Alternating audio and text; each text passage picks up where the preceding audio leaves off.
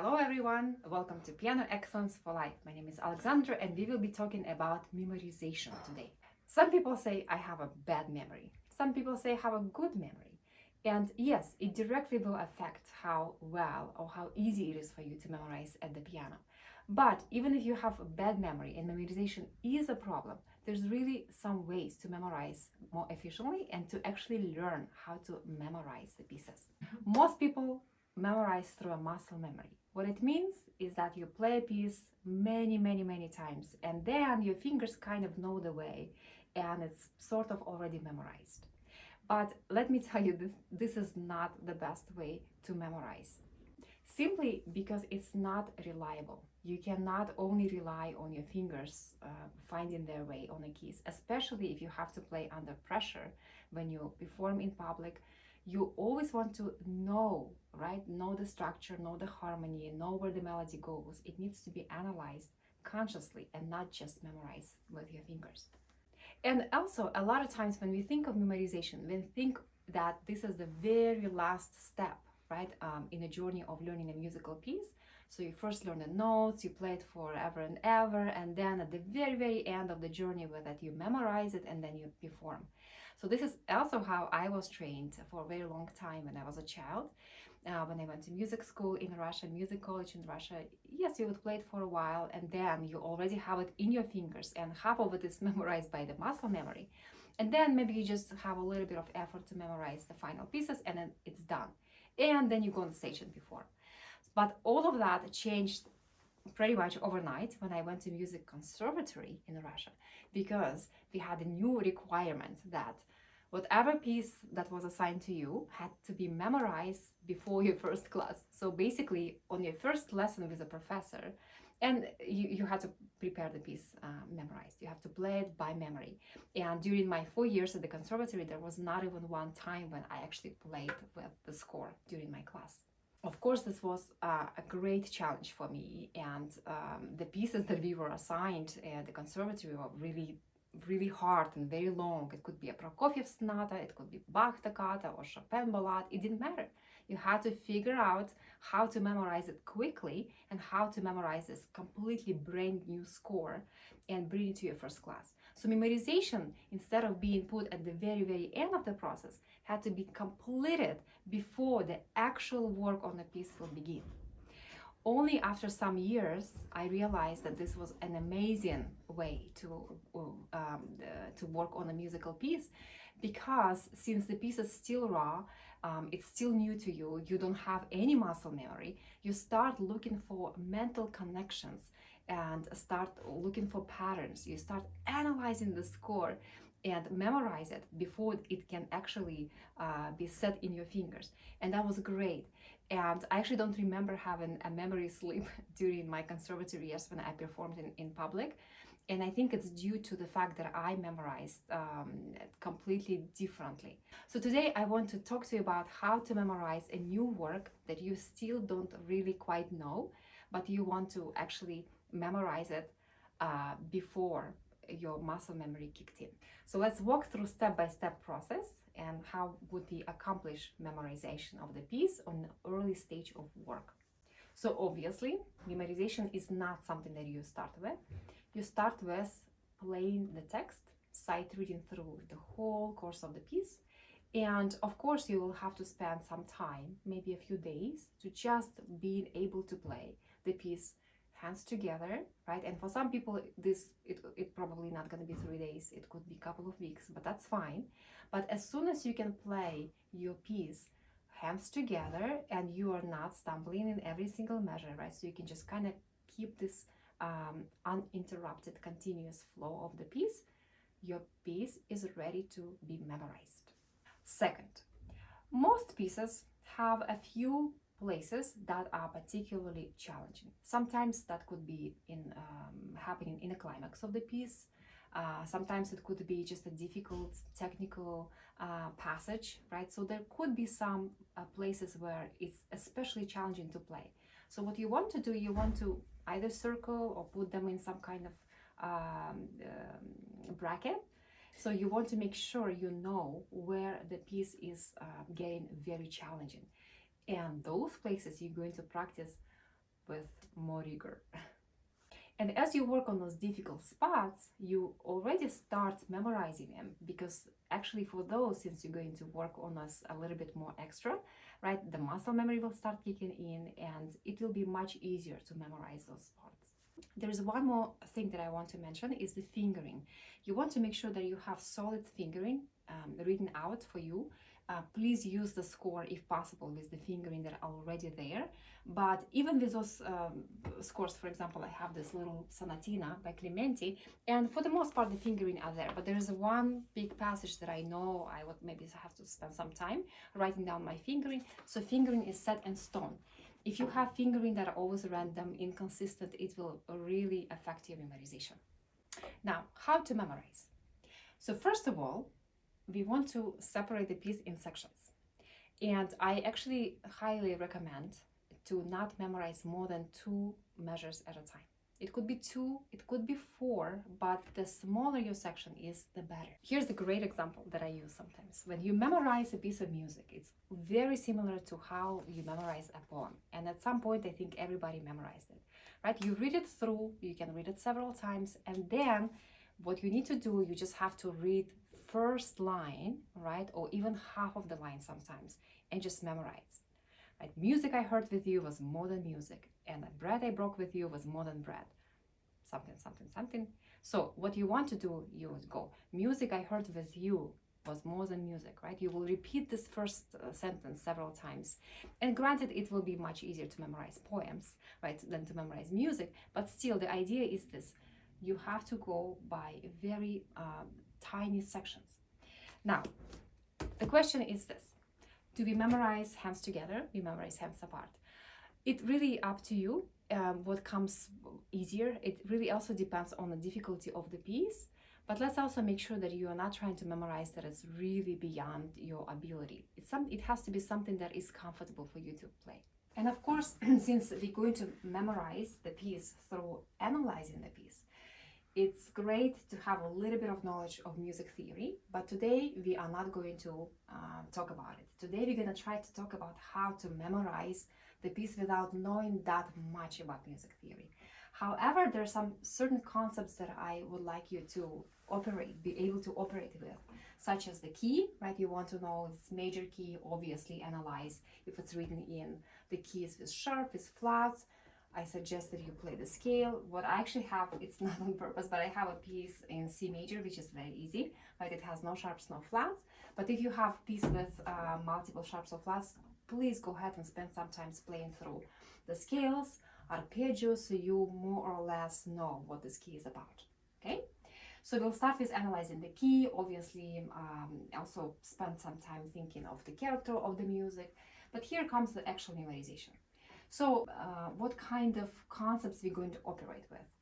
The direction, where music going up or down, ascend, descend. We're going to talk about the registers, right? So where do I play high register, low register, middle register? You also want to be able to operate with what is skip, what is step, right? It would be nice to know some intervals, and it's so simple, right? Second, third, fourth, fifth, sixth, seventh, and the octave, and of course each interval can be major or minor, so that's important.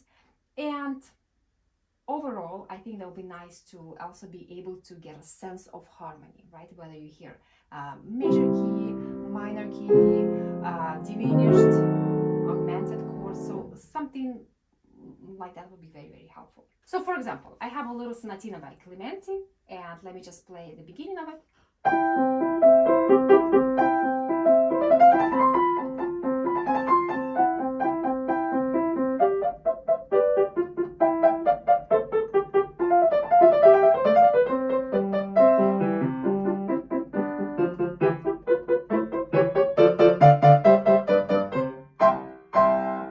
So here's the first section. So let's start from the beginning. The theme starts with a G, so go ahead and just analyze everything that you can. And actually, it was a great advice that I learned from Heinrich Neuhaus, really, really famous Soviet teacher, piano teacher. From his book, he said that he literally, when he memorized something, he actually talks through everything that comes his way. For example, he would say, I start with G, then I go to E, then to C, and then what I have is the repetitive G, repetitive, right? So that's another concept that we want to operate with. If the note repeats, right, there could be certain patterns. So whatever we can analyze, this is called finding those mental connections and basically explaining the piece inside out to yourself. And literally, he was actually making that point very strongly. You have to say it out loud, because if you say it out loud, your brain will remember it. So you will say, I start with G, right? And let's try to memorize all one hand at a time. So start with G, go to E. Now, if you can put those notes together, right, into a harmony, you will realize, oh, this is C major chord, right? It's an inversion of this chord. Okay, and then obviously, maybe by this time, since you already have played it, your rhythm will be set in stone, right? You will be able to count it through, and the rhythm will be already in your ears. Okay, so then I go back to G. Oh, here again, see, I have the C major chord. Again, another mental connection I found. Oh my goodness, this is C major scale. How great! So you have C major triad, C major scale, some repetitive notes. Then where does the scale go? It goes up, right? And then I step down to B, again, repetitive A.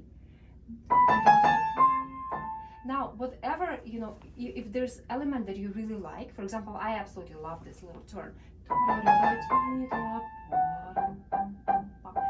Right? You can tell yourself, oh, that's my favorite, right? So again, you're kind of labeling this as something, and this is how you would memorize effectively. Just label everything that comes your way with anything. So this it's like a turn, I say, right? I go down to G sharp, and which is very unusual, right, for C major. C major has no sharps, no flats. But this the sharp makes it sounds very elegant. And then I go to a different sharp, and then I go, well, how can I remember that first the G sharp and the F sharp? Well, because they're neighbors, they're right next to each other. See, again, I'm trying to really, go very small, literally note by note, and try to memorize. And then here's another repetitive note. Now let's see if I can do this. Then you'll check yourself.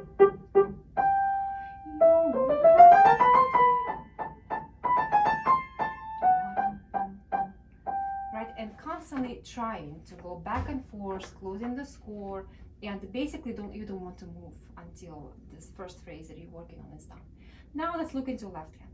This is super important to actually, when you memorize, to analyze the harmonies.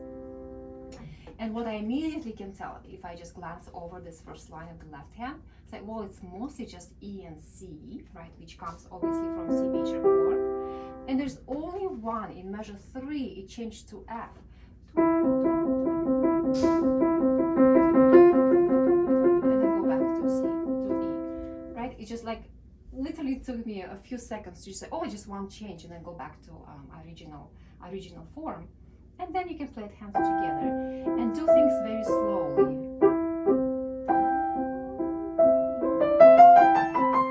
And when I review, and you can go ahead and review this, maybe you just say, play it, I don't know, 5 to 7 times, and then close the score and try to play it memorized.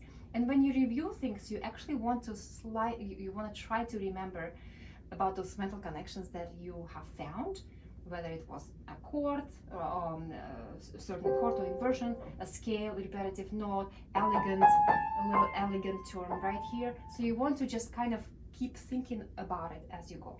Now, what I also want to tell you is that don't try to memorize a lot during one day, because I think it's very common for anyone who try to memorize. You memorize one day, and then the next day you start, and then you basically cannot remember anything.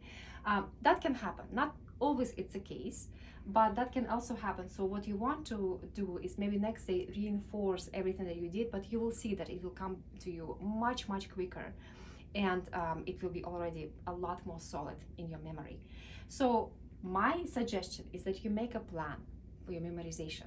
And a lot of times I actually work personally. This is how I work. I make a plan and I just have 3 sections for myself. I write what's easy, like easy parts to memorize, medium hard, and very difficult, something I find like super, super hard. And then every day, you know, if I'm working on memorization, I just put my score that I'm trying to memorize in this like 3 categories. I say, okay, this part, and I go from measure to measure. It's very easy. I put it there. Medium hard would be from here to here, and then very hard would be from here. Of course, the hard section is very small. It's much less to memorize than the easy. And I always start with hard, then I go to the easy section, right, to just kind of get a little rest, and then to medium hard. And next day, I don't think I would actually memorize anything new. I would spend reinforcing what I've memorized. And then day 3, for example, you go and just memorize a little bit more, maybe a half page or a page, whatever your speed is. And then little by little, your piece will be memorized. And of course, the memorizations will be very fresh and be a little bit raw. But the key there is that you, as soon as it's memorized, you want to jump in to the sound work and you start polishing the sound. So it's like peeling a next layer of the onion, right? So you want to start working on, again, polishing the technical aspects, right? Working on the sound, working on the character, but it's already memorized.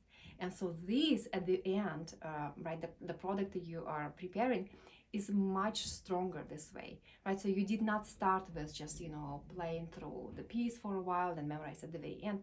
You start with memorization, then you do the sound work and technical work and work on artistic image.